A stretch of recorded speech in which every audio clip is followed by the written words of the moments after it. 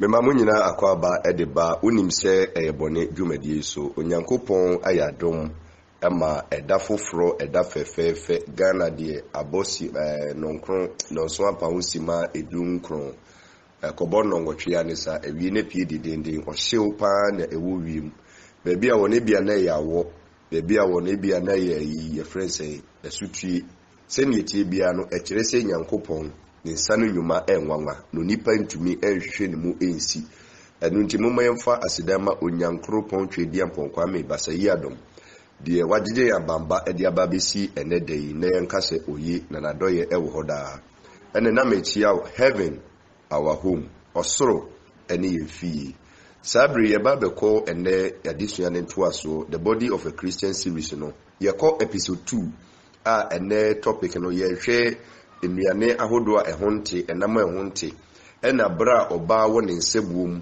na one obema ekudi asiemu na yahwe edubre that is makeup nkekanimu na afi yahwe etinwi yaka saa niema enan nyina abom ne awie ne nne eno nti sisi wakoma ne biewa wadwenimu ebra ye babeko adesuani mu ma me no mmompa ye na mewie mpa ebo na mede enwum bi ebeto platform ne so mesrɛw obia nti enwum no enwie ansa na adesua no wabaso obia nti enwum no wie ansa na adesua no wabaso yɛbɔ ye yɛda wase nyame tumfo nyame batampa ɛdɔn mu ene yɛbɛkɔ wase mu ho kronkron kasafa me mu kyerɛkyerɛ mai ma wonte wone ama wonte onipa dasani ene afi ma yɛmmɔ trene ho abrabopa na sɛ opie wani onyamu a yɛ nyina ka sɛ yɛagye nkwapa a yɛatwɛn wakyɛ bra bɛfa yɛkɔda ahomegye mu o Yesu Kristo di mutumi bia o se omma kwan emrensemi wura o makomam no bre na se ede se Kristo tumi ase bedi hini ne mfa na se ma wo awurade fra o mani ewo bone ho ne bia oni wo trene ho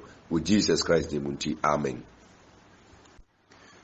Afi yakoya disu yenim na yahwe the first subject under today's topic a year on clean food aduane ana enam a ehontie a onyankopon ekan wo nasem didi kan esese yinyina yeti ase se Yesu wo na obewu ye no obewu se oba beje okra ne nkwa Yesu wamfa ne mogya no ama mete enam nyina ho se we enam bi ya wope te se ne ebinum esusu no ana asofo binum kyerɛkyerɛ no se Yesu wo no obewu ye no ode aba bete enema nyina ho mepa kye wa mewu se ne be obetumi akwakoche oketre awe wamfa ne mogya no ama mete enam ho ama mogya no de ode be ne se ode beto nipa kra efri bonim enko asumu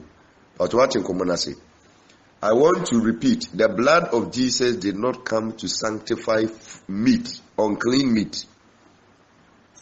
Said the beya will be to me a quacorina moa, Trona cano upon that semewe. And then enumodenti nipa bebre cobon samjem, mena mecatero, enumode. Enumode. O cabrania duani or ye. And namara or dear gunquine, may a yanam do na win here a hamio. But enamwa ehonte a wode many peduana we in the name say Yesu Kristo ababi wuno ehonom na ye problem na nyankopon begina wonu modeso edi nipa bebree akwatemu ebu nipa bebree fo ewasase so enti esese wonu se asase so oba no Yesu mogya na obehwie gu ye no wamfa ma mete enamwa eye unclean ho dabi se ekanu nko a enam a ehonte a wobewe nko a nka Yesu wo ma eti enye saade na ni mogya ne beye edisu osofo bi preachi ana o kirekire bi kire o se Yesu wo no obewu ye no ode ate enam nyina ho bibia ho eti ni ope wo betumi awea me ka kire wo ne se saa nipa na wo kan saa asem ne kire wo no eyebonsam na asoma no ompe wi na die enti a ompe wi no ese ho se Yesu obeto okra ne free bone nkwaso mu se ne bi obetumi age okra no bani pedua na ode ama wo no wase emfie dodo bi de ato asase so esese wutumi dulu.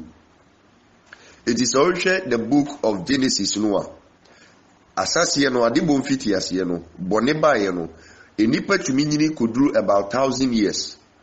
It we have Methuselah or recorded 969 years. Adam recorded 930 years. Even Adam no de bone by no. Eka 70 years no when 1,000 years and sana oh. The question is say, a dear ben the mo munyin chesa, a dear ben the mo mutinasa sisu nipeduano, inya warding, a mo munyin chesa, and the anonymity no mudi.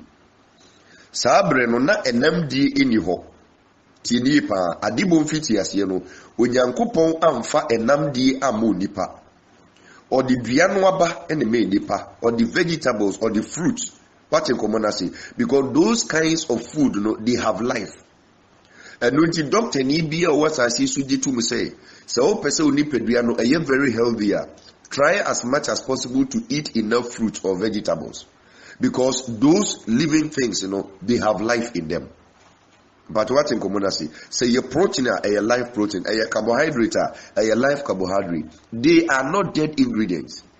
Iti sabre no adamoko fa ni nyina no na emomu nyinche emanipedie ni nyahoden if se saade no no Nyankopon de man nipa ne se oni efuomu nioma odi obi beka se Adam breso ewa yemfa ye nananom our great grandparents odi dikanfa o maame patin komuna se o maame hwemfie dudu o maame enyedu ye hwemfie onya ya na oguso wo enne.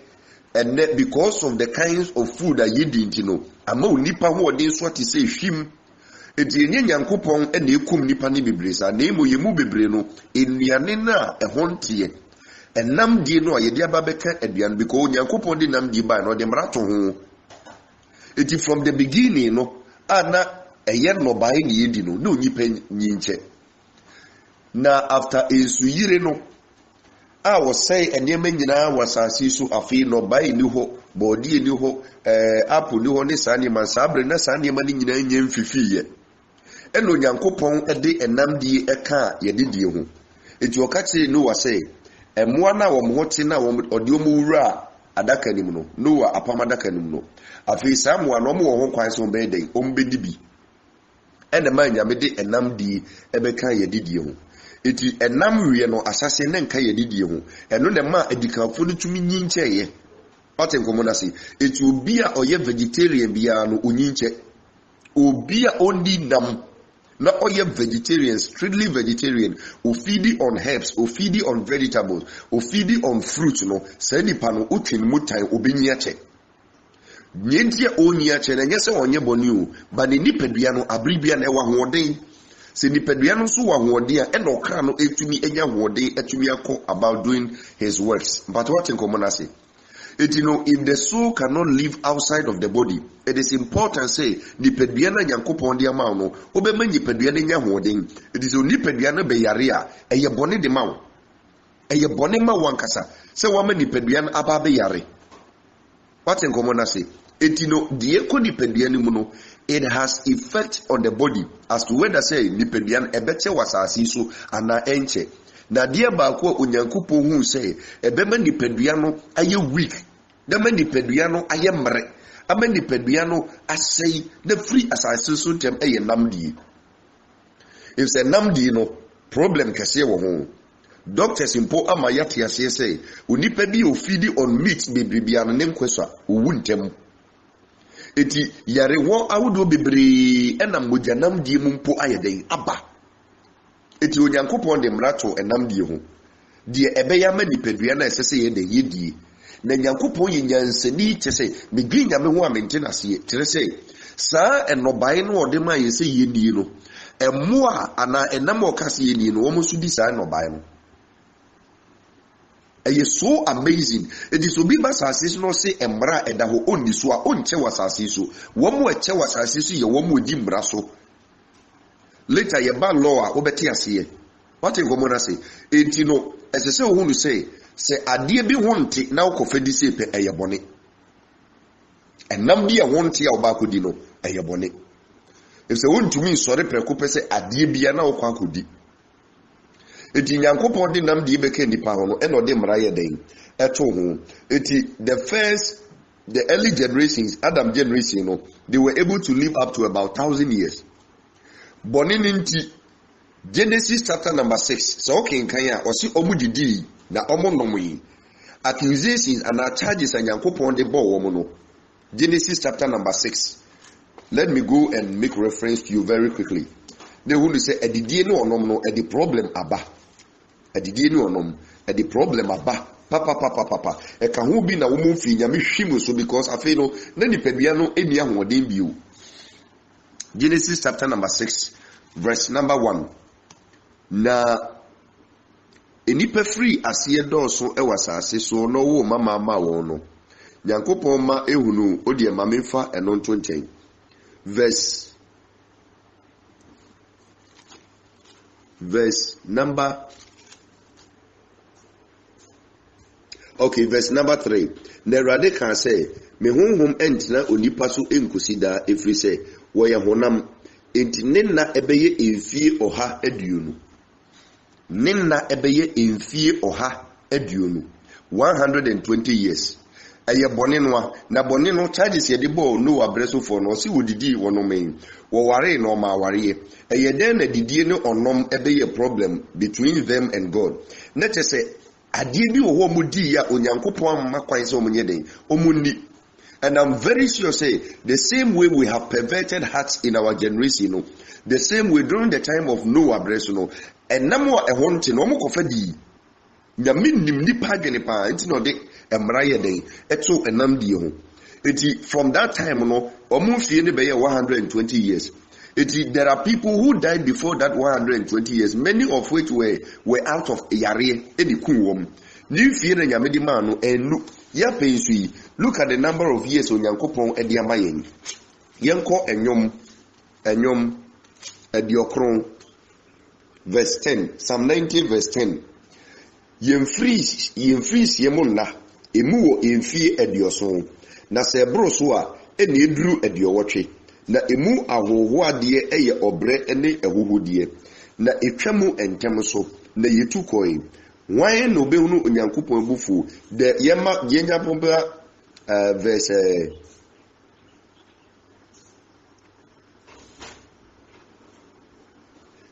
12. Ma yenhunu yenna kain sɛdeɛ ɛteɛ na yenya nyansa akoma. David say, "Ma menhu me na aka asase so na menya nyansa akoma." Aha no na Onyankopɔn ate yemfie ne so ɛde aba verse 70 to 80. Na 70 to 80 years no, one of the reasons ye nipa ni bi wu more ne sɛ enyarewa dɔso. Enyarewa na aba bedukru nipadua ni bebre no efiri hefa na eba. Adinti no nipa ntumi nyinche eye enam di na nefa kese na ye nam a yedie. Enam bia wo bewe. Opuru obewe, oketra obewe, owo obewe, nanka obewe, sausage obewe, preko obewe, enam bia obewe. Enso enam no enye ni nyina na sisi yedie. Saa enam no Onyankopɔn ama wo ɔse ɛho nte ma nipadua no. Onipadua na ye na sonda no. Wo di saa nam ni bi komu a ɛho nte, wagu nipadua no ho fi, you are unclean. Etitwe ho free saa enam no ho no amawe no eno na me nipa bebre no ewu. What in common say na de ha many say oba kowe saa nam we no akwa yare onipadua no number 1 wagu ho fi wa ye bone, number 2 wasa akwa wonya yare afrim ama wawu wo bone mu. Eti mibusa say saa ade na wokodi ye no a enye nyame na sidi na watuni edi na ama wanyi ya nche na wawu ntem because of yare akonya ye no ukọ nsam agima na ukọ heaven. And only common. It in my uncle Leviticus chapter number 11. Nianko here and nam dino, a hon senkaye. And only adia edikai. Yanko here and nam dino, a hon senkaye. Na yintumi ehunu erade adwene. Leviticus chapter number 11, verse number 1. Etifias emua undi, any die wundi. Emua esese wudi, any emua ensese udie. Beba ababe kenkai. Meba aba bekenkai mamimi English version no ento hopreko so that there can be quick references. Leviticus chapter number 11 verse number 1. Main kind nyina but udi nyadaje na wo kind the entire chapter. All right, kind the entire chapter. Send beya ubako hunu say Osofo Bernard is telling you the truth as it is. Na Erade kasa kyerɛ Mose ne Aaron say won say monka sancher Israel for say enra yesuya die hunu say ye kan Israel for through faith in the Lord in our Lord Jesus Christ we have become part of ahini ne mano it yenso ye Israel for through the death and resurrection of Christ and our faith in him. But what in common say it we have also become a part of the kingdom makers. But what in common say it men ka say we no Israel for no de ma Bible no anchora ma Israel for nko a ochoro ma ye amanama mufu nti so bi baji nyankopon di a emaransem no ekekere no okasa wi na o kire say o say yenum ne emu amuni ewo asase so emu anyina mu. Verse number 3, Leviticus 11 verse number 3. Entotibuamu wonga wontoti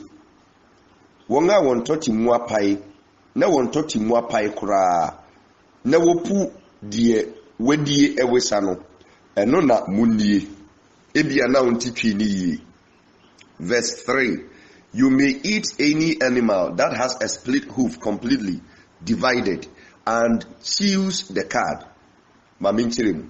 Yeka entoteboa ruminants. Ruminants. Emwa ebi ye domestic. Ebi nso ewu murem. What in common say? Na se emwa ne kase omototi mua paya. Next se omo 9 feet no omo 9 no emwa pai esi. Ti o se apai si kura. Se empai si kura ne honte. Eti ose emwa mubetumi edi no ebi nie. Number 1 esese aboa no de toti mu ayeden apayesi na chese ne nantem no ekwan dem kosi etiri enye se apaye kakra na obeduru baby na mpai te se dabo de no ana ayi akokọ de watin komo say uye no free ho a esese sa aboa no se odidi wi a osan pu ewesa odidi wi a esese osan ye de epu ewesa that me wadi aduane na wi okoda ho a ne wepu aduane sa begu nenum na owe aduane ne bio amanafe what in common say eti odwan oye aboa ne totimu apayesi wo hwe ne nantem na apayesi nantwie ne totimu apayesi abrechi aponche ne totimu apayesi eti so hwe emoa pa esesen kayedi a odwan aponche nantwie omo no mototimu ayede apayesi na omo sai every epuwisa aduane a omedie na saa moa no ye moa asase ye no aduane onyankopon de me nipa no eno ano mudi wate ase sa odi meat eto a nantwie onweda an moa saa moa no nantwie aponchi odwan ade omudia eye nobae enwuremu aduane they feed on grass, they feed on herbs and other things. No koda ho so a no apuni nyina no asan awesa amanafe. Same one in Yankopon di amaye say yeden yenie. What in common say? And no try so cast verse 4. There are some that only chew the cud. That's a bipu wisa or only have a split hoof, but you must not eat of them. The camel, though it chews the cud, it does not have a split hoof. It is ceremonially unclean for you. The coney, that is the hyrax or the rock badger. The rock badger, no, I think semunim a friend say kuku, almost friend kuku bisio se wino. Rock badger, oh yeah, abuebia, na no ye fia or no na obubu a friend is saying obotine. Though it chews the cud, it does not have a split hoof. The rabbit, though it chews the cud, it does not have a split hoof. It is unclean for you. The pig, though it has a split hoof completely divided, it does not chew the cud. Not just a preku and a honti and sesewudi, adanko and sesewudi obubo list no. Etino, so ja a chabua, ye can chabua. I don't know, a crantier a chabua, a ukisi a chabua. In Chamwa Nomodos or Manufni, if you're Mosianam, Omucha and Yema. Abuebia would ya dear with Fuma, Utumi, Ika, Asieno, to say Abukia, and in the Keka woman in Chamwa, Atin Comonasi. It was a someone in our Mohonte. It is a one need a crantier, Vini, a crantier caneno, I Susanu, Yedia, Naniem being in a Yadiam quine. Na Adi and some Yedimio, Yedimia Papa, send us and them wing in a no a Yenamwa, a one team many Pedriano. But what in common I say, it I can go on and on and on and on, but mean to me more listening now. So for the sake of time, it in my way any more dear in the ruminant and no more assessor worry.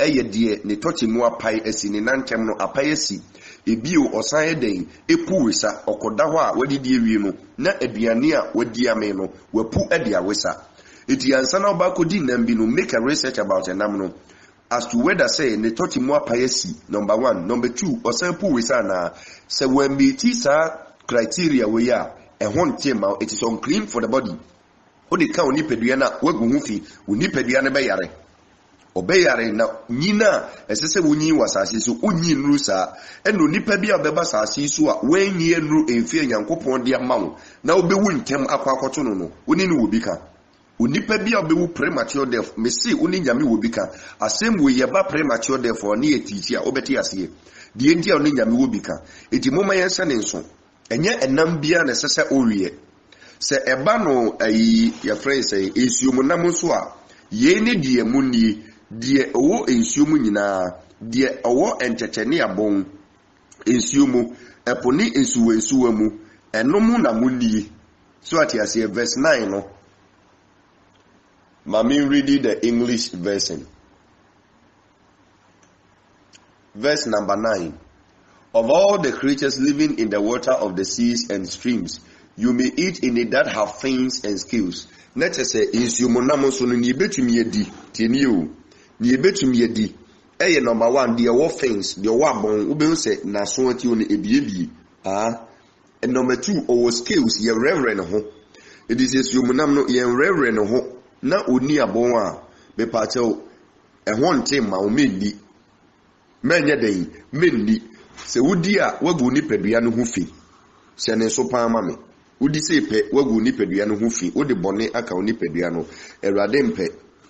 All right, yeba verse 13 in tubua eye enoma birds mu no so a o se yenum na munchiri entumu mu munni woye achiwade ehonom de osase bobo the list of those we do not have to eat but otini pa osase bobo the list these are the birds you are to detest and not eat because they are detestable: the eagle, the vulture, the black vulture, the red kite, any kind of black kite, any kind of raven, that means opeti, the horned owl, opetio, the screech owl, the gull, any kind of hawk, akroma, the little owl, the cormorant, the great owl, the white owl, the desert owl, the osprey, the white owl, the stork, any kind of heron, the hoopoe, the bat. What in common I say? All these flying insects, birds, you don't have to eat them because a won't take them farm. But what in common I say? The list is entirely written there. I want you to go and read and look for the list that has been put there. But what in common I say? When you have this list with you, make sure say, where did you be ye free? Adi be a one tea good nipeduano fino, ye free where did you? Ye free did you nipeduana nyodia? The ye nipeduana say, and nam we a honte, ye free. Quotation be wa Bible mua, a sofo no bebre, edi defende say, and nam be a ubi to me away. Ewo apamfufurunum. Akyerɛkyerɛ fo no bebre eno na ɔmo gyina so de kase onyankopɔn ate enema nyinaa ho ntinam bia obetumi awe mepa kyerɛw saa quotation no enye saa na na epa kyerɛ eti me ba beto me boase akyerɛ wo mu na wate wo ho ase na sɛ wote sɛ nyame nipa bi ɔse oye nyame nipa na ɔkyerɛ saa enkyerɛkyerɛ bɔne no a wase ne hu ɛwɔ Acts chapter number 10 verse number 9 to number 16. Acts chapter number 10 verse number 9 to number 16. Eye vision bi a onyankopɔn da na di de kyerɛ Peter ahead of his visit to Cornelius. Yankenkan na minkyerɛkyerɛ mu. Na adeɛ kyee na ɔnam kwan so ɛbɛn kuro no. Peter ɛkɔ aban no atifi ɛkɔbɔ mpaeɛ. Ɛbɛyɛ dɔn a ɛtɔ so nsia around the 6 hour. Na ɛkɔm de no sɛ na ɔpɛ sɛ ɔde biribi ɛka na no. Na osiesie de obedie no ade to ne so verse 11 na ohunu sɛ osoro abie na ade bi a ɛte sɛ anwura te sɛ entoma kɛseɛ a wachechire no ahinanan yɛka ahinanan a the four corners no ahoma bobom esane ba ne so na oje mu atofom emu na asase so ntoteboa tesanie Leviticus 11 eka no ene won a wo wia ene ewiemu ntakrabo nyinaa bi wo 13 na eni bi ba ne nchen beka se Peter sori ne kum ne di na Petru ka se de bi da Awurade efrise me ni bibi a ochire asa wochire ana se ehontie da na tese Peter esuafo no mbedi Yesu achi no osi ade a ehonte oni bi da na tese wono no apam dada no eye Leviticus 11 no enamo ehonte ni nyina omunim enti womuni enti Peter confirm wa say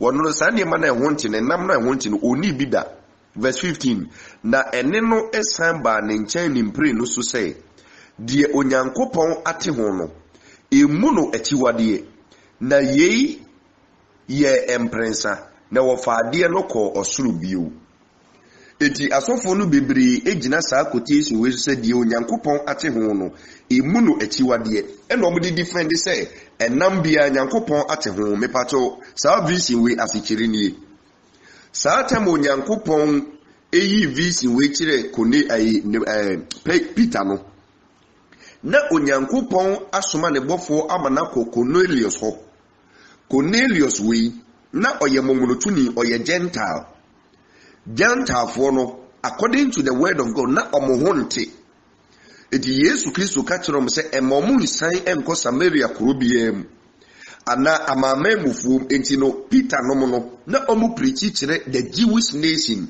because all the other nations were considered as Gentiles, unclean nations. But what in common say? But Cornelius adoye ene ni mobruhu ene ni giving tino. Onyankopon soma obofo maniko Cornelius ho eko ka kire ne say onsoma ni fiefo ni pebi enko Joppa no monko fre Simon Peter emra na ono Onyankopon dia sembia mane say o meka nkire ono Cornelius na nyame pese oji Cornelius ene ni fie nkwa because of giving no no o give no. He wanted to bring salvation to them, but then Nyankopon kai say oye Gentile enti se wani kai anka sembia nkire Peter there is nowhere Peter beko akwa minister to Cornelius because oye unclean oye Gentile. It is a vision na Nyankopon be yikire ko Peter no or the emoa ehonte a ensese enipadie ene de bre no e wo vision nim say oni and the Peter kachire Nyankopon say oni because ande man ehonte no no kroba asase so oni niema ehonte da eti oni nimpre no so ebai nimprensa so ebai ene Nyankopon kachire say ade ono Nyankopon ate ho no ade nti no no Peter na ka say eyachiwade aduanom na enye enam ho asem na Bible no ka ho asem nemu eye vision ni ba it comes in symbols, it comes in figurative expressions. It in Nyankopon de enam a ehontie ni gina ho ma Gentile fo a wo mo honte amomonotofo mo honte because na oba be wura Gentile ni fie obi a oye anye ni fie enkofo a wo mo honte eti Nyankopon hu se wa ma meka saa asem we amfa nkire Peter onwura Gentile ni bi fie da because obeka sa wo mo honte ehona Nyankopon ka say onipa ono Nyankopon ate ne ho no wabu ni se obeje ne nkwa no onhwiye na wankase ne honte eti na enye nem ho asem na ye Cornelius a wo ba be ko ne nchen the Gentile man a wo ba be wure ni fie no wakwa kodidi ewo ni fie no wakwa konom ewo ni fie eno na Nyankopon be yi ho anisode ho de kire no it had nothing to do with enamdie shane so it had nothing to do with enamdie asofo binum agina saa quotation we so di defend say enambia hote enti wo betumi adi nambia no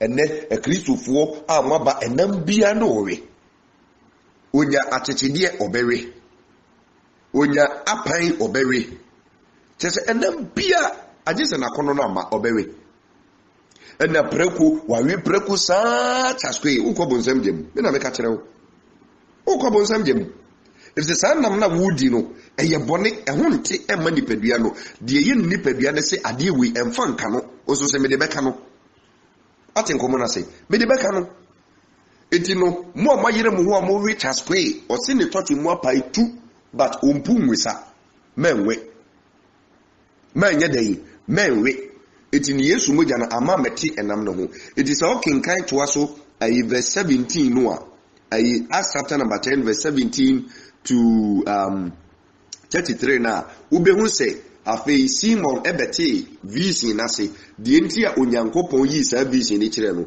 because oma ade no to free nanim ko soro pe enem konfo na yeso mo free Cornelius fie no ombebo ne pon ewo ye frene say ne pon ati o de mamenkenkan kakra na Petro reje enemu akinye se enesuade hu ohu no ase ne sen no hwe na nipa Cornelio asoma won no ejina Simon fie kwan ejirigina aboboana no efre na obisa se Simon a wo frɛ ne Peter no ete ha na Peter regenwe enesuade hu no ho no hon konkon no ka kire nse hwe enipa ba se bi hwehwe wo na sorisi fam na woni won kɔ enye akyinnie na me na mesoma won ate ase na Petro san ko nipa Cornelius soma won no ba ne nkyɛn no eka sɛ hwɛ me ne de mo hwehwɛ me no ede nti na mo bae na wobu ase asrafoɔ ɔhaso pani Cornelio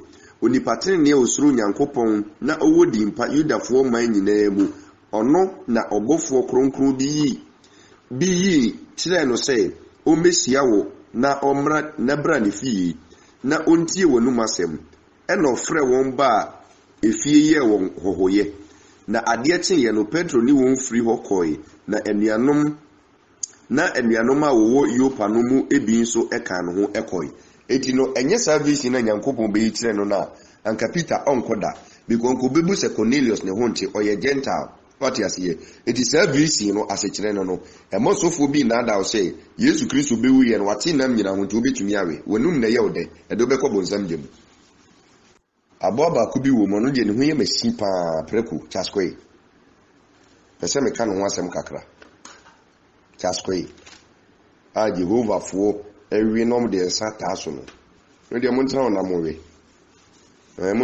we ni pedua ne sɛ ya modi a mo bɛka ma mati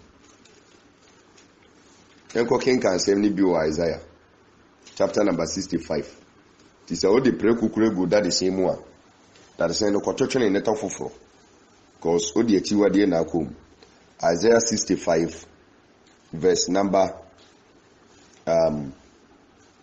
4 Isaiah 65 no etipia no say atemu hu nkom se net se Onyankopɔn de atemu asotwe bi eba oman Israel so ena oyiyi omoboni omaye no obobo boni omaye nti a ode saa atemu ne de eba omoso one of boni omoye ya Nyankopɔn gina so edibu o maten Isaiah 65 verse 4 say Wotina da mremu edida nkokwo mu anadwo na wodi prekunam tio oyeden wodi prekunam na achiwade enkwan ewo mo nkwan sen mu da de sen no a wode ye nkwan ne yefre no nkwan sen enda achiwade nam ye den ewum achiwade nam ahodo ewo ehfa na obehu no Leviticus 11 what in combination it unipa bi obema achiwade nam ewura ne kwan sen mu no waye bone atie nyame ni nipadua na ode ma nipadua na ode ma setene mu no wudi ade a eye unclean ababeka no edi waye bone atie nyame obetwe waso obepa ne sew number 2 unyi nche wobenya yare afrim na wobewu ntem so a obetwe waso ode obekọ bonsam dem ade nti na nipadua na mede ma meka se menye saade wi na waye ese sa na mo ahodo na mudi no the mystery a ewom ni say enam a eye atiwade a eho nte no odi beka odi ka won na nkronkron no wafiri ho ube safe no won se ohonhom na boto wo a unya that kind of sensitivity to connect to God divinity, you'll be divorced from divinity and ushered into carnality. What in common say? At that point, evil spirits and evil forces begin to take hold of you. Mumu bebre moda ye son aye very engraved with evil forces, because those evil and namno Satan fasa and one so at the operation. Abuwe bien what is said by phobia than you grinder. What is said by phobia than you grinder. What in common say? More want no, and no na honhom ne form so die almost spiritual work. She say only a wiemum patani and ne akromane sa no. Evil forces are able to use them because they are unclean. and they move with unclean spirits. How will demons live your life? If you want empire signs, there be any demons attack you simply because a number yet you are there a year unclean, which move with unclean spirits, and no worry. What in common I say, and no, and I worry. It's your nation so. And Chelsea will mono as so who say, yes, to Christ, Nimoja no baby you and one farmer met unclean meeting, say we. Or the better crano. A number of baby and can use warmer because all the time Jesus made reference to the commandments and the laws. So Bekaya, a brow bofon queen when the chile manua and then a year no. Yeba was something or catch them say, Adibia and won't ye mendi. Adibia won't ye mendi. Abofranes wa adibia won't ye manini. Wanka adia won't no. List no more quack of free. They will have to refer to Leviticus 11. A honor the number won't ye in a war. What in common I say?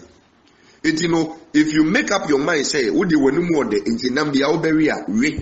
I'm telling you, say, that would be Wuno, Obekobo and Samjim. Afi Mumayan share bra oba a warning sebum na oberima enino edi ehyiemodie.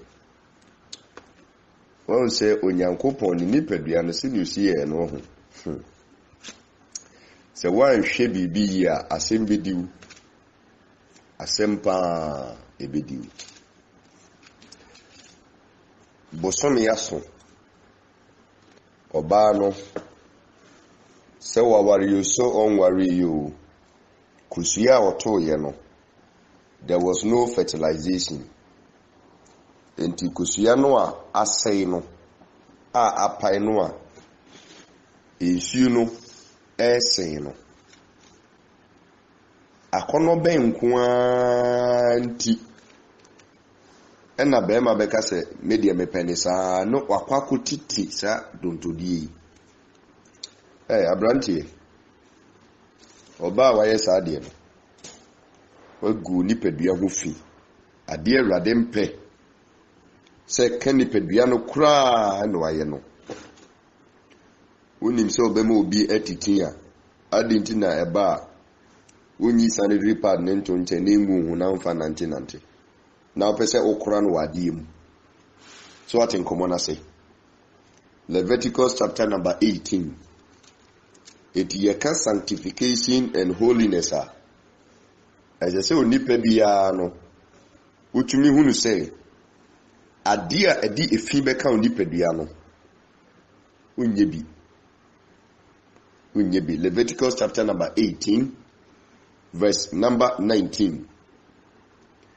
It was very clear and nemu echiwadie ti osideng and nemu echiwadie when you are having sex there are acts of abomination in the context of sex in the way so ye warefo ya wo yire kura na ebu ni sa hwiyi na wamfa wo ho ankoka no 7 days how many days I want to mean now and I'm so memranti bebre omo destroy my life a bad luck hard luck you'll be disconnected from heaven kun to meet na wo muda because if you know how they are no otena wo nchen ya enyeye. Leviticus 18 verse 19 na enko oba ne nsebuo mu ne ho entie ho enkoyi na deja so don't na deja plan enkoyi so bema bi to me oba bi to me kata we kra no boyfriend girlfriend ya wo mudi bonia sa ko bo nsam jemu so ho na oba na kata se na de me hunye wo was oye sure se wo hunye was no kra na me ka no was ma me nhwe na ampara wakwako biesu na wakwako hwe jimifo akwako hwe ade ye fia de eba besin o sei hweye na wanko oba owoden owo ne nsabuo mu enko no ho kura nkoyi na deja so kura na nkantom se woni na kwako akoda because ade na oye no eyefi ade ye patenkomo na se na se obi yo trini ni a otrini ni bie no obeye saade no Job wanye saade no Samuel wanye saade no otrini ni bie no obeye saade no Ezekiel chapter number 18 verse number 6 we dey men can be because we be man na ye bi kura dia so Bodamfo de bihu bi da. Oba wabu ni nsa ne mogyam na otiti bi na okoba. Ummo dama obeye sa mmoa semwe. Ezekiel chapter number 18. Emumuye bi wo hokora ne nipa ya sese se nipa no kora ososo no so one bit. Ezekiel 18 verse number 6. Etifia se mo se esese obiara esoa ono na sudie. Ade bia odi ni padua be no. Wa na obesoa wasudie. Asudie ni kire se sunsanso boni be firi mu aba no. Bedding be firi mu aba no eye wa na obesoa. Iti no se wo kasa na obedru verse 6. Me de ma me say free verse 5. Na so nipa yo tini ni a na oye atemudie ne atenenedie. Iti ye ba be hu nipa oye tini ni. Net say oye atemudie ene atenenedie. Verse 6. Na oni afori aduane emeposo. That means in aduane ayaya mabosom oni.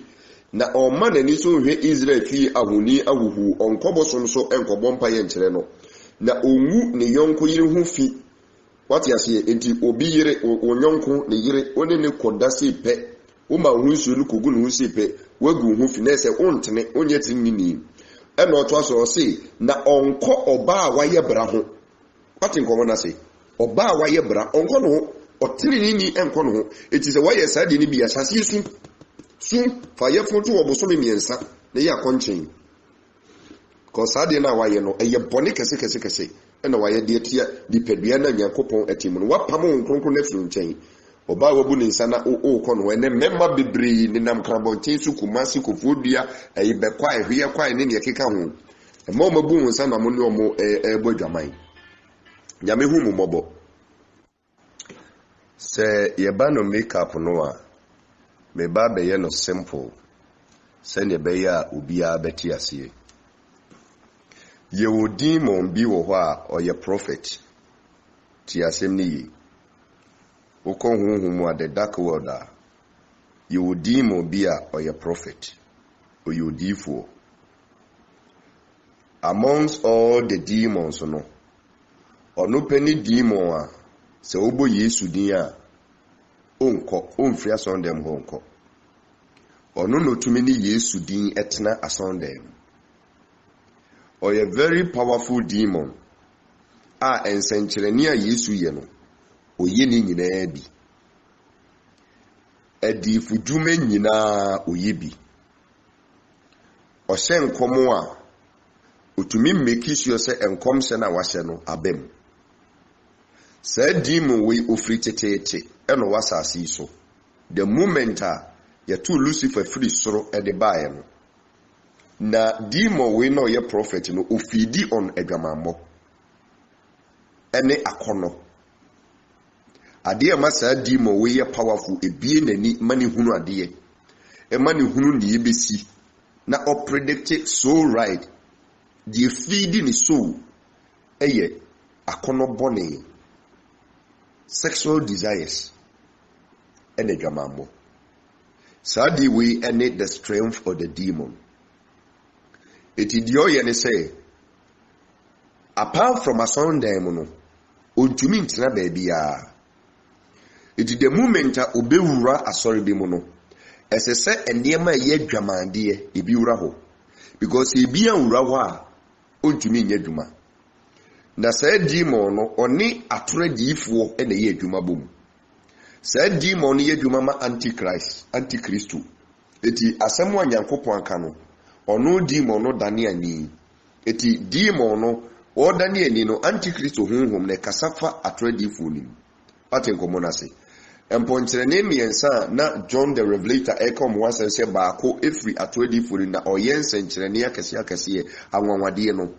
Jezebel and the territory. Demon na oye prophet ni din and Jezebel. Iti King Ahab ni yiri Jezebel. Enye ni din ankasa no enye busuye din eye abedin to and the master din ni beda so. Be kawa huntasem iti di enti a Jezebel entumi anye ade papa wasasi su da ka make up ni adwamansem ni etiri wi sese ne ho asese no. No.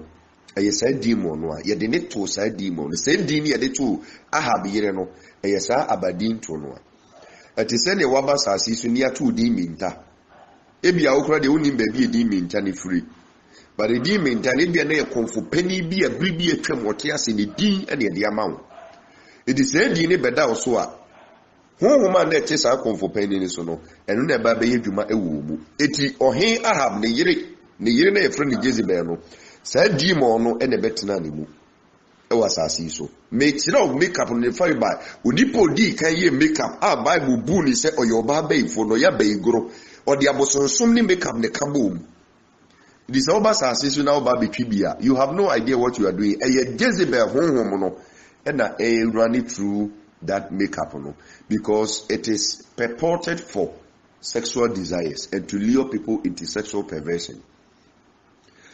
Now, yeba the spirit of Jezebel teaching it according to the 7 churches no obete no wasem.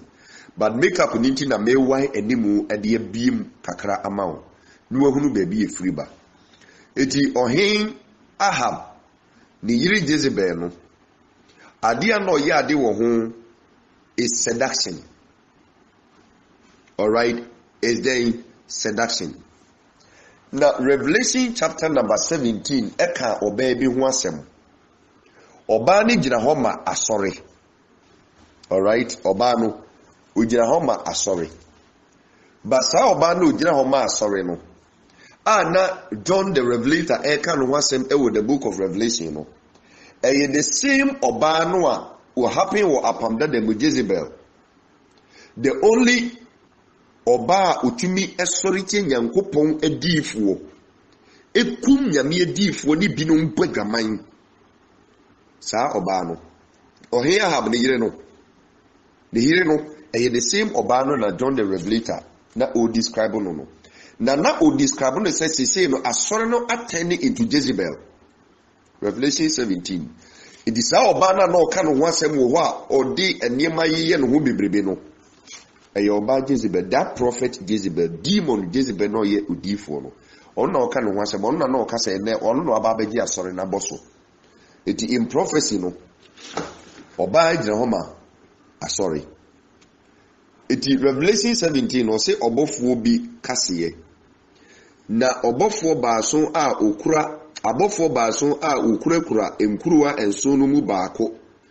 Ba ne me bekasa say bra menkyerɛ odwamanfo kɛse a ɔte ensuo pii no so no atemu odwamanfo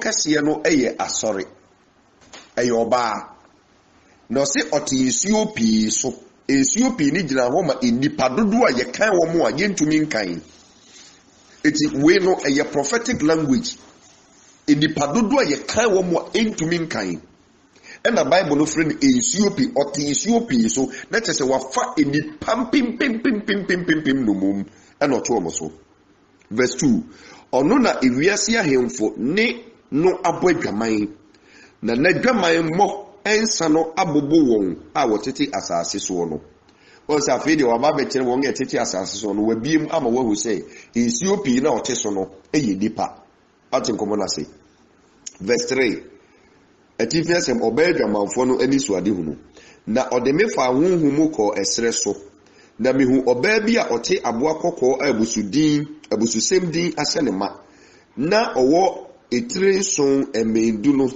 entrenson ene emendu so na obaa no se atade afasibre ne nkrawo na ode sika ne abo ne ehwenepa asese ne ho na okurokura sika kuruwa a achiwade ne adwamanmo fi ayemu ma na watwere edin bi ene ewo ne moma so se ehunta se Babel kase no asase so adwaman ne achiwade ena asase so adwaman ne achiwade ena. Jezebel is the originator of all seduction, all makeup, and all sexual luring sophistries. Jezebel. Ono no yes anema we nyina farebai. Na this prophetic language nyankopon ya dum ni ewura adisem a emma ni bebremu behunu sei mo na bonsam na mosode ye n'adwuma. Eti asase so no ahenni ni ye mienu bonsam ahenni eno Nyankopon na henie na empempi no onyame nam emema so and the building the kingdom emaboa but or the mema the building the kingdom and abonsam so the target yesa mema na nyame nam so the building the kingdom no opese o wiki mema no opese o breaki mema no opese o say mema no be mema yenkofu bia omakoma eden aten komo na say mema yenkofu bia omompenya mesom omompenya miasem empempi no mema enfom hu se Bible ni ade no agye se problem no ameno amade no gye ne hu bia nya asa na bema beka so kompaibo it is obehwe empaibo bebri no asori ye kran ema na joso mo it is Satan so nim se emema no wo akoma edi it is obetumi abriko ma agye so na mema no so it bon samson na mema so do de breki or the building the kingdom it yade no esese wo hunu se oyoba you are most vulnerable to the works of the devil muna eye easy se bonsam be dada mo because mo madwi swa ema yenkofu bia o madwi swa kakra bi ni adada mo in the garden of Eden Satan pese obi breaki bema no ama bema koye bone no oba no call ni nche no di oni ni kodi nkomo ensama bonsam kae no prekope na oba agi atum ema madwi swa hunhumu no obonifo ni tumi break mu wiki mu sap mo yenkofu bia sesia na magi asemodi and namonso na mutumi wura bema komam edi won se bema te won wan kodi aduaba ne da but oba ya oba ne di aduaba no and the Bible no say odi bi ma ni ku a oka ne ho no nso di wa musa ne yire sa ade no ko fefere he ade nyame si yeni oba no hwe ne mu obu na ni che no o ai no a eno gi no di gimi eti bema enye bonsam na befa no bema na na de no ho ma bonsam se my baba hye wase true oba eti true emano emema bibiri abomu muase ede ama bonsam true emano emema bibiri aye weak eti hwe emema yedi makeup yiwom yedi sa awofedi na yiwom yedi sa niema no paint na omakofa dia paint om ni padua no Nyankopon wa paint o kala na wo akofa paint fufuro dia paint wanim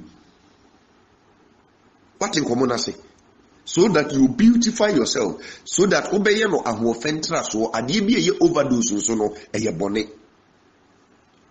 Nyankopon ompe wa ahofewu ope opeye ope otre ni ade o se oye ni manyina wanka se eye fewu o se eye pe ade bi eye pe bi anso efe ade bi eye holy bi anso efe ade bi eye holy bi eye attractive but obonefo no wanam sa Jezebel honhom no so ene ahabire no odi ebedintu ba honhom na ye demon na yo prophet no ogusu yeduma enunti na mugusu kwa asori a mo ye makeup na eye musi Nyankopon ditum because sa demon no oye prophet onu nyame eduma na oye.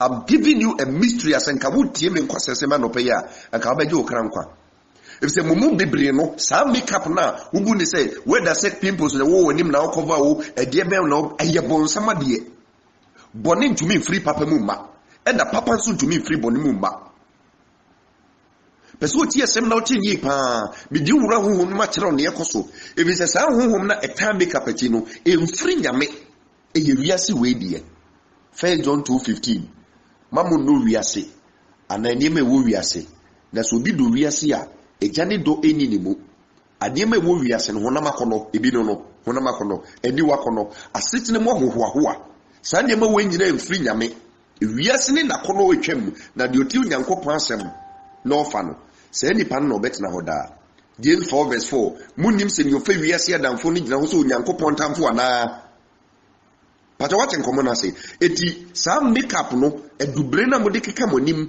na mu penti monim sese mutiri no de oye ne kofa bai eye Ahab de yire onu no ye kofa bai na sa edina ne da ne so Jezebel no na eyedimo bi a otiase one bonsam ne antichrist eye adwuma wo mo na miensa bonsam no eye movie director antichrist ena ono so eba then aye friend say Jezebel no na Jezebel ne de ason dem penalty na asofo na omuni Jezebel ye adwuma no tie men kasa sofo bi akwa tu ayi bosom no de ye eduro da bi bosom kono Jezebel the control wom. Adi bi a ye evil spirit a ekoso wason dem Jezebel and the control.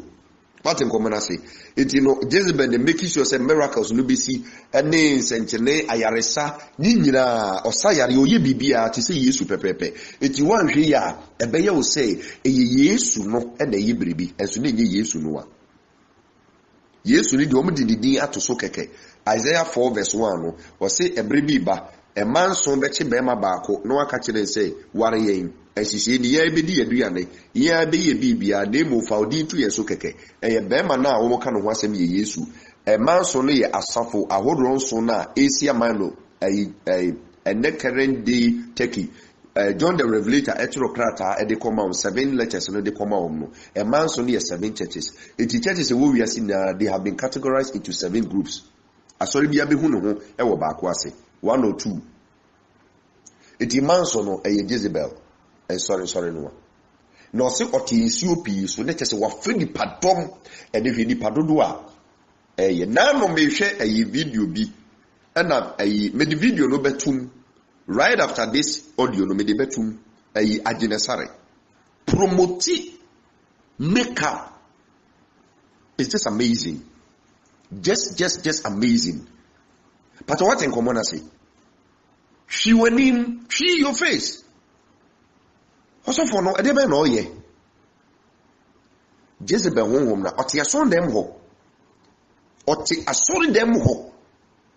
And a bonsam and nam sadi with Jezebel home so because no dear Satan no say ye boy Yesu din no kremu a ontumi ntena son dem ho obedwane. But Jezebel dear oni Yesu dem ho. It you can imagine say Yesu ewo dem ho na Jezebel wura ho a Yesu ompie obegya mo hwako it the moment that Jezebel be wura son dem ho no the spirit of God and the original Yesu no obi di party then Jezebel takes over it is so for no to mean condemn makeup to you on cancel because honhom na demon no onam ne so ye miracles wa son dem ho no a ono na sie se ode chichi abaifo ono sie se ode ye niema ekeka ho nyina no eye Jezebel so for no nim onim so ni Jezebel na yedum baba wo asore ba no onim ti bibie woni kakra me bie ni bebre because you drew and sorry no so we will know of their fruits but what in common say na yenkenkan asem ne kakra 2 Kings far back Old Testament chapter number 9 verse 22 2 Kings chapter number 9 verse 22 yesi ohen foforo a wo ba bedi Israel so or here your friend Jehu, he was anointed by the prophet Elisha. Already Nyankopon passed judgment on the house of Ahab because they murdered Naboth. It was send the mabreso. Eno no Nyankopon ebeto ne masore obiku ne ma. It during the time of Jehu enasa and komseno a nyamenam odifo Elijah so kato ho no ebem. Sabre na Elisha so ababe take over. What in common say? It Jehu and Yamenam no so ebe execute that sentence and a judgment on the house of Ahab. It in a Jehoram na ono no yon he at that time. Na ne maame aba igrunin maame achiwade na oguso ye no. The day Jehu edru Jezreel pe. Oba no ye na de se obeseduce nyame nipa no. Ohe na yasra ne mofoforo no. Jezebel ye na de se obeseduce ohe no. So that obelion because don't forget say Jezebel onu kum Yankopon edifo ni asofo no.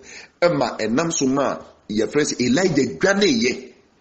Na Elijah nyame honhoma se ma se na odwane o odwane age ne kra nkwa. Because Jezebel was so powerful. I didn't know ye demon or Obabesia, not to me mounted that courage, it kum them ye defo. That was raising Bale defo for herself. I'm telling you that demon no. Saying what did he be become one? You may think say what he has on them will call heaven, and so now we need to about some them. The Fedia Grinty Jehu Ababe Drew Jezreel Sabre no Jehoram. Oh yeah, your friend say any you that he Ahasia, no more Freddy. Na ne maame ne se Jehoram ne maame ni Jezebel. Eti Jezebel who say Jehu eba Jezreel wewura ehope eno kora dem no ye baby tie Medika can verse 22 2 Kings chapter number 9 verse 22 na me jump about verse 30 eti Jehoram ehu se Jehu eura Jezreel na Jehoram hunu Jehu no obisa se Jehu asumdwei ana no se asumdwei beye dan ba bra wo maame Jezebel adwamammo ene na bayigro bebre no ekoso yi tiasemu a the only person in the Bible I ascribe no say or your witch Jezebel yantinda say otu hunhumu yantinda say edura nago a okum ni pawe debi but na bayigro no oye ne nikan or demonstrating mo be who say we dey oba bayfo. I'm telling you say wutu make up we bayfo. You fit into the description of bayi. A massive will be nadao. And a maninya wadi say we di enya hwe me feel say me susu say yemfa nsum nyame. Your opinion doesn't matter when it comes to the things of God. Asemo nyame akatu ho no na waka. You cannot change it. To me mesesa no man e na ne ni eti yebusa Jehu say asumdua na Jehu say asumdua be dan ba bra wo ma me Jezebel adwamammo eni na bayi gro bebre e koso yi me kan verse 30 atifiasem Jezebel awiye eyihu verse 30 ena Jehu eba Jezreel Jehu yedai eba Jezreel na Jezebel ye no oti se nyame nipa the anointed man of God no a wo ba be the new king of Israel aba pe eno ko wura dem metwa so okeka na ni eti adubre okeka na ni ho adubre okoye okopoti ni makeup great touches sumudi the face pons ni ekeka mo tutwi eno sisi ni ti ye ka so sisi ni ti ase kire ne sei weave no kofa shey make sense so ma your rasta bi e che de ato ho okofa urai patin komo na sei okosisi ni ti keka na nim make it up eno yi na ni pie empoma mu se o hwese Jehu aduru ho a adenti no ti sei bema enyi ni ku enye ni ku enye ne boy nso oba yasra ne ngo oba na wawura de makwa keka nanim akwa hyehyɛ ne ti aye ne ho fine owie no yi ne ti tempo mem mini verse 31 na Jehu duru epon na no obisa sɛ asumdua na wosimri a ukum wura ena Jehu man ne so hwɛ empoma no na obisa sɛ hwan ne wo mafa. She wanted to lure the man of God into her seduction, but unfortunately her trick didn't work. How work it? This is of Bernard. I got to make up a few and you kama Eddie Baby Mago. That were hono. May you to set us up. A cocompo did you grow of us or say was a wo ukra to cry sanya fen kafu obani ne ndima wasanko yi make up asem na emobo me de mekano krasem di akyerewo senka beti me nkwasa asem a ka ba je nkwankyerɛkyerɛ na eba no ɛsɛ ohunu sɛ onyankopɔn pɛ sɛ oyi ukra no firi baabi obone fon di akɔsɛ betu akenkan no so na mabone tɔfo wa ha na hwan na wo mafa ena piemufo no beenu anabasa free ball won ani kyerɛ Jehu verse 33 no ka sɛ monto no hwe fam ena wɔto no hwe fam na ni mogya peten ofesu no ho ene aponko no ho na ɔde tiase nam ne fa ne so na ɔsɛne mu Jezebel na wi ye no in her seductress form ya to ne free abronsan so abehwe fom ama wapeche enkrama akɔwe ne nam atafre ni moja aka ne ti kwankra ene ne nsayam na dida ho Jezebel wu yepe Ahab ye ni wu yepe ena demon no sa return ene wateki many women dominion eno nam omumu oye demon o oye demon Jezebel no kofa sambi cap no ebai during the time of Sodom and Gomorrah omanye saade no mo bodwaman so omanye omanye Jezebel ayo se make up now no efa onyame som you don't have any negative intention behind it sana woka baby adie ni free no enu nie eye Jezebel no a saade no de attract sexual desires so what in common say if you are thinking say what the adwen out there you know enye wo a wonti ase dia asem no nie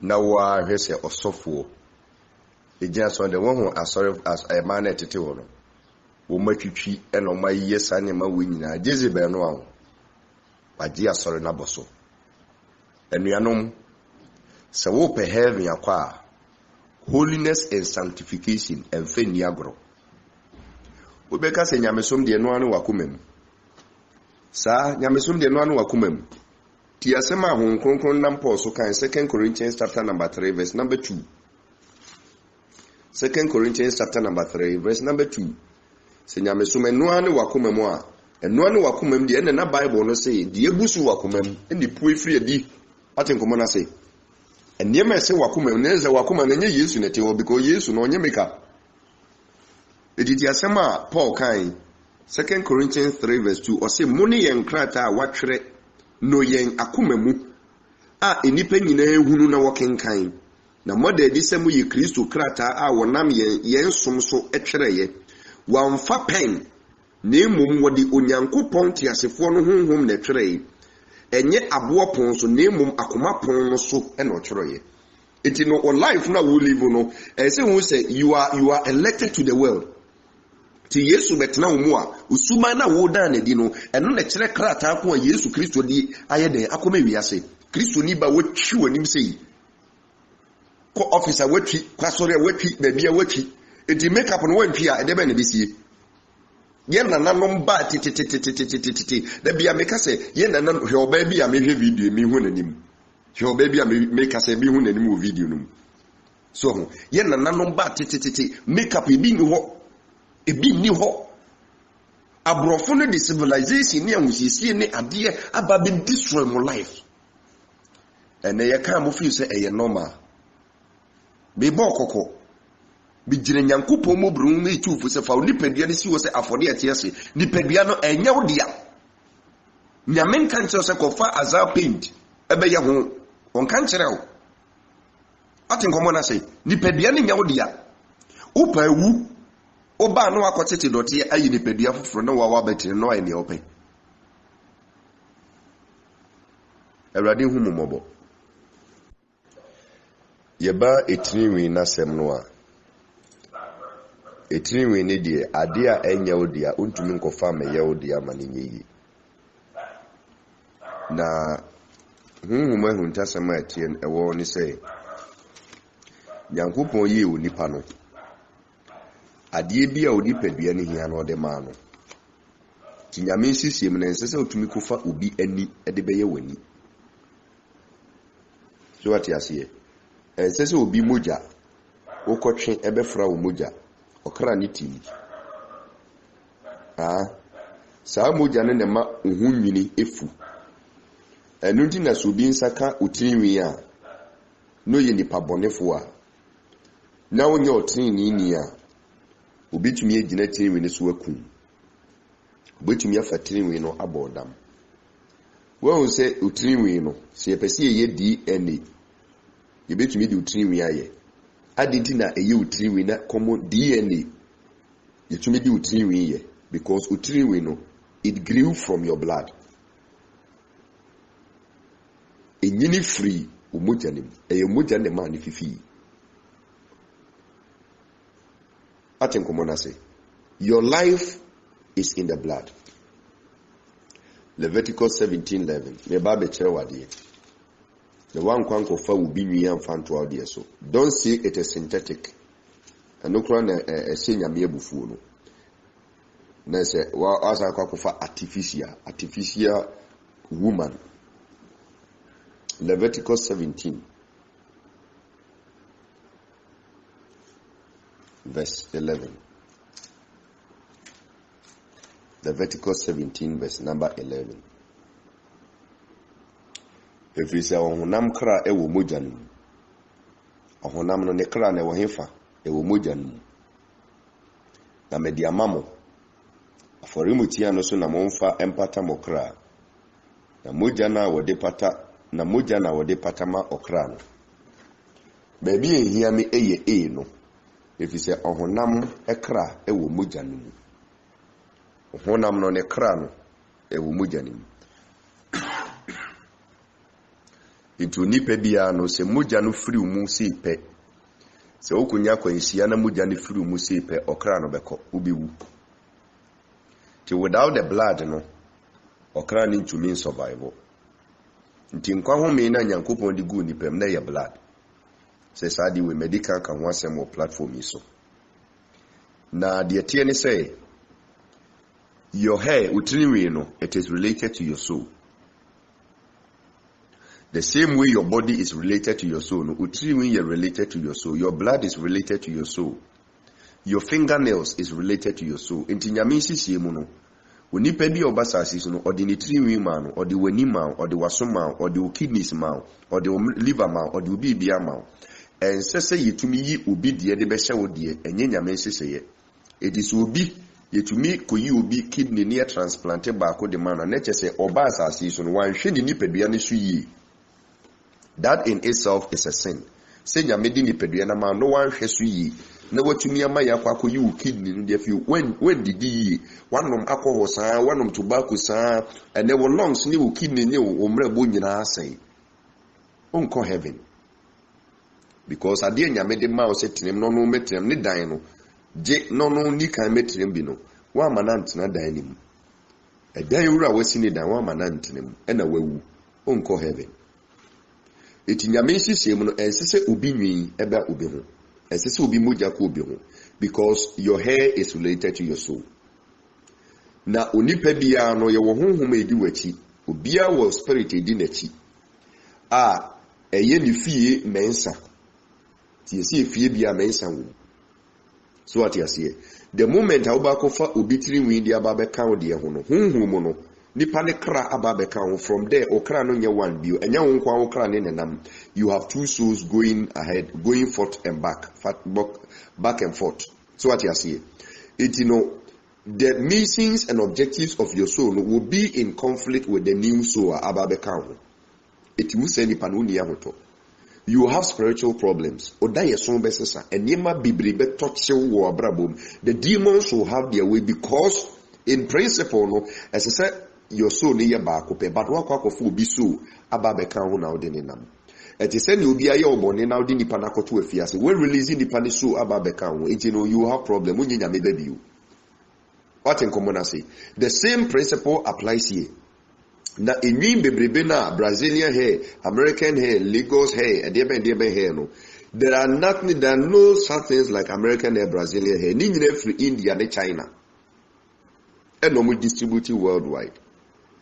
I have done my research and I have found out said these are the two major industry players hair business in him, human hair extension business in him. Brazilian hair na mufi say Brazilian hair no ye free India no they call Brazil no modify no or spray no the chemical akeka ho then you begin to wear them. Now all these hair no they are given for ritual purposes. In India, no, they have 33 million gods and goddesses. It is not a Christian nation. It's made up of so many gods and goddesses. China is not a Christian nation. Buddhist, atheist, Hindus. What in common I say? Now, 1 Corinthians 6:14 also about the catcher say money wonga enyi ni entwinku nu yakro.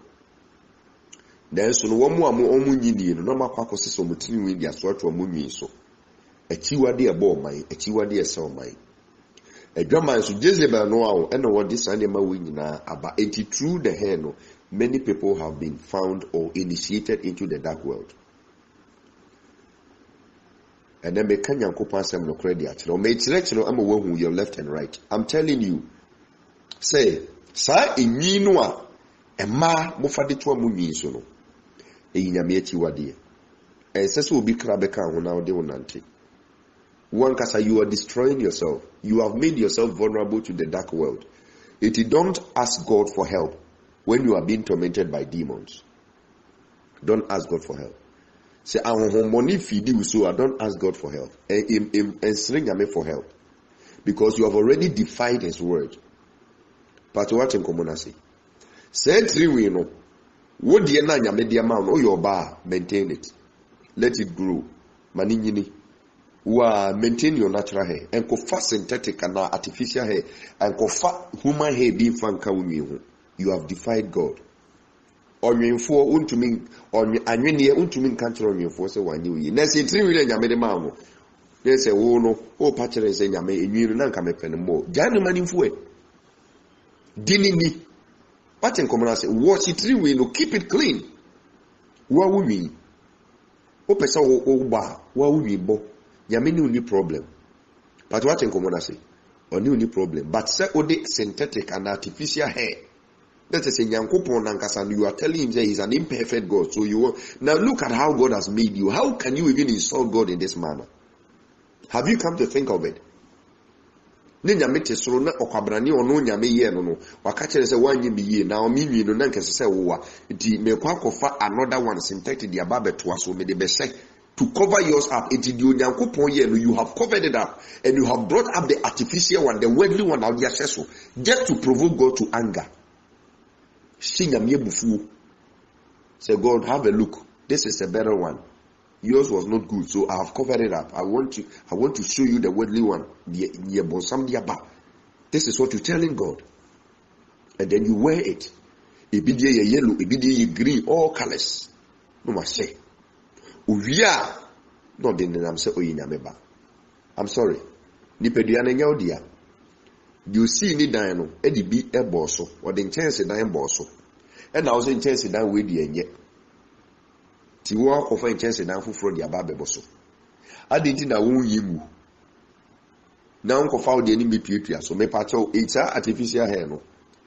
That artificial hair, more synthetic, any human hair, more de tortuoso. What is the brain behind it? I be a 30 in a sense, so that you look more beautiful, right? So that you look presentable because you're a newscaster, because you're a journalist, right? You are a media personnel. You have to appear presentable on the television screens, right? You are going for photo shoot. You have to look in your best, right? Is that it? Is that it? Oh, person who here for right? You want to make yourself like the modern day girl, right? Modern trends, right? Is that it? You are a fool. You cannot insult God that way. You cannot insult God. Remember where you are. Remember who you are. Uye anyini ubi na ye o. Onde wo ho. What in common say? Onde wo ho. Na obema katechi no so akọ saloon, Mrs. Saloon, barber shop. Etiri we bi ho na ukoyi a police ni kuro hu na wa chew say you are criminal, you are suspect. Nipa mpo enwo say you are suspect. Na nkanyame. Nipa mpo enwo say you are suspect. Na be marketati aye rasta no dey so they say I'm a Jamaican. Fool. Who you Jamaican? Di utiri minini. Na obi so akwa die. Na waye jelly and asofo no bibire no na papa jelly bisa question we. Asofo no bibire. Omo di nkunu ni lotions ni ade certain lotion na dey present. And the shampoo ni me keka ho and na omo di atwetwe omotiri na ye na hana. Wa chese wa ye no hu se obroni and wa sa take bleaching pill. Hwe kres mo. Hwe ni omo kirekire. And these people are being celebrated. God have mercy. Modern day churches. Modern trend churches. Jezebel churches. na osofo no so na kwabrane akwakọ dan di triwi wo de hwaya football players hwe ne omo yomu triwi aya hwe omo wiye musicians hwe ne omo yomu triwi obi ti se patapa na patapa tumi abonyom na wo so akwakọ to CD na otie tin tin tin tin me bo me don don tin tin tin tin me ba me don don tin ankona na woto hwe patapa ni waye ni triwi odin nam Ghana ha. As a Mojan, these people are being celebrated. When you draw tattoos near their dear go. These are the people you are celebrating. You never celebrated God. You never celebrated Jesus Christ in your life. You are celebrating these idiots. These idiots. Ninkampumus. That's what you're celebrating.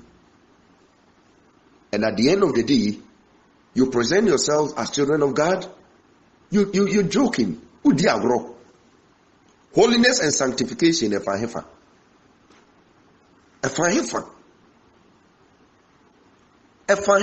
From where are you having your inspiration? From where? Who is inciting you against God? Why Nema will rebel against God? Who is that evil spirit? Who is that person? Shine your eyes. Heaven, America, UK, Japan, Niekeka. Look at the kind of requirements that you did to woman say you have to meet all the requirements and more. As I did this amount, as I see baby, I mean, metia make us say, I made chili. Say, woman, when you bring a boom coin be that you know, offer to sell Bido America, boom coin be that, and I'm more coin, offer Bido America, says here, as I see here. That is the requirement for Wibra, now they are back for Wibra, now they are back for Wibra. As I say, this is where you are. Not having open so could be free. And she said that no. So won't you mean this? So holiness and sanctification, won't you mean this? I'm sorry, you don't meet the requirements for heaven. I am presenting Christ to you. Unadulterated word. I'm presenting him to you. Hey, and chiri ubibu to me, ubibu. That's fine. Ubube to me, you have the right to anger. Ubube to me, what in common say? But I'm telling you, say, I don't speak the words of man. I speak the mind of God. Because you nyankopon eka, the all revealing in the spirit. The oka ewona simu. This is what I teach. There are deeper teachings that are going to come out. So obi was anyema we more. I mean, you won't be able to find the benefit in them. Make sure what you so. A member would die mutri windi nkunkeka ye ne jelly will be person a spotty waves about the tree that wakwako odi nkwako ya na the tree na ye membre na face spotty waves no wotwa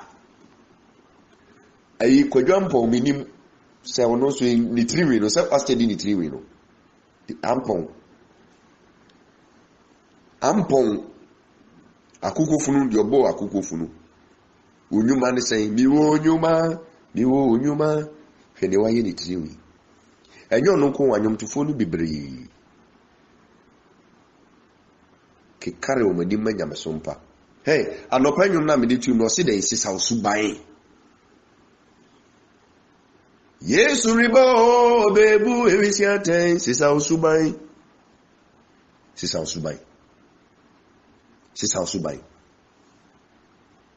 eti mumu dudu a mama saa etiniwe no abetete mu ni nyame ntem no efse ye nyame achi wade ompe ebiu say ye o natural hair na wakipu ayisisi akra de menkan we ni nkan artificial na out of coverage area but o natural hair no so ku nyame animu a ada se wo fie ana wo kwasori o se o bebo mpaye ana wo be senkom ana wo be ya de bia eye directly related to God akata triwi ni so wanka se o wo market akata so wanka se o ko shopping akata so wanka se wo fie akata so o se o ba nanimu akata so bra wo bebo mpaye o kompai bom.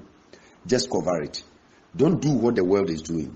Don't copy what they are doing. Don't follow the crowd. And you ni padudo ni ni padudo ni no se okwan kase no e ho ni padudo na ye den enam e ho ene ni padudo na anam. Don't take the broad way. But what in common say Broadway no, it will lead you to death. E kwan betini wo nipa ni so na so na wie ye den e you. 1 Corinthians chapter number 10. 1 Corinthians chapter number 10. Making kind assembly or ornament wrap up today's lesson and open the door for questions to come in. Today I know you're going to have a lot of questions to ask. 1 Corinthians chapter number 10, verse number 23. 1 Corinthians chapter number 10, verse number 23. The same assembly of 1 Corinthians 6, verse 12. Or say, me won yeme nyina ho kwan. Nanso enyenyi nyina na eye. Me won enyenyi nyina ho kwan. Nanso memma bibiara ehye me so. Ade na wama etiriwi ahye wo so. Ade na wama makeup no ahye wo so. A ene wuti hu bia enye. Ade na wama saade na ahye wo so. Ye 2 Corinthians 10:23. Enyome nyina ho da kwan. Na enyenyi nyina na eboa. Enyome nyina ho da kwan. Na enyenyi nyina na eman koso. Me pato ogidi ni o Kristo ni holiness and sanctification. Me woni na ho so. In this the body of a Christian series, make it a conviction, make it a resolute point. Say, become a natural person. Don't be an artificial person. Become natural. Be natural. Be who God has created you to be. Don't deceive. I trust him. Also make up now. Who didn't through? Who died any power? You have covered the natural beauty. You have covered the natural ugliness. So that we won't understand him. So what you see? Which be who baby so we so that you won't understand God. It knows when you were near trust and now they make up to chew when him a policy when you meanwhile potholes when him you don't want people to see the potholes. You want it covered to deceive the public. Whom are you deceiving? Who your truthful? Who your bonsamba? Your intentions are not right. You are covering the potholes. Oh, why don't you find medication and treat it? Why make up? Why don't you take lime and a lemon? Now finding solution to him. A best when him. These are organic. For our use. Why don't you use them? Why make up? Why that make up? Christ whom Bobo.